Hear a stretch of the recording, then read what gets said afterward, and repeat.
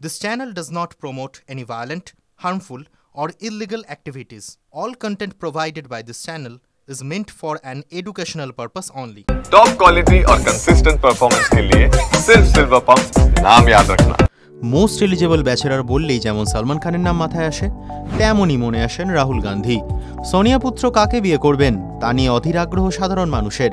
বিভিন্ন রাজ্যে যখন কংগ্রেসের খারাপ ফল, সেখানেই ভাইরাল একটি বিয়ের কার্ড, তাতে বসানো রাহুল গান্ধীর ছবি।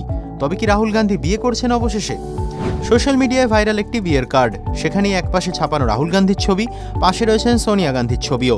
যারাই এই কার্ড দেখেছেন তারাই অবাক, কি কাণ্ড আসলে। এই কার্ডটি ছাপিয়েছেন মধ্যপ্রদেশ যুব কংগ্রেসের রাজ্য সাধারণ সম্পাদক যোগেশ দণ্ডোটিয়া। তার বোনের বিয়েতেই কার্ডে ছাপিয়েছেন রাহুল গান্ধী এবং সোনিয়া গান্ধীর ছবি। তার সঙ্গে সংবিধান প্রণেতা ডক্টর ভীমরাও আম্বেদকরের একটি ছবিও রয়েছে। ভাইরাল বিয়ের কার্ড।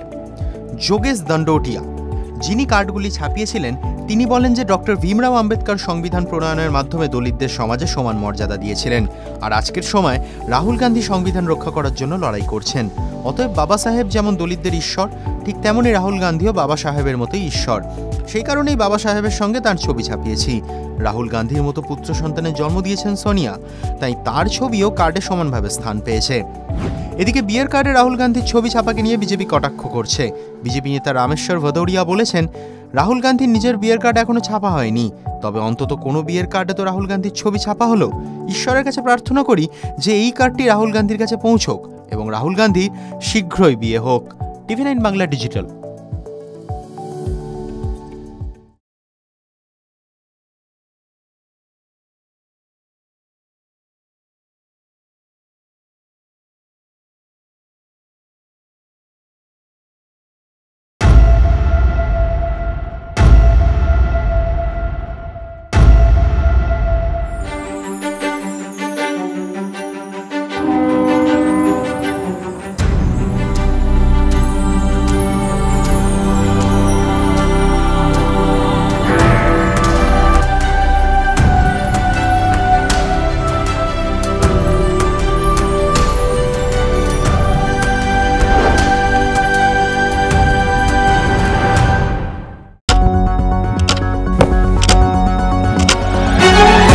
রাজনীতি শুধুই কি রাজার নীতি?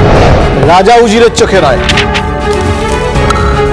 আপনার আমার চোখে সমাজের ছবি।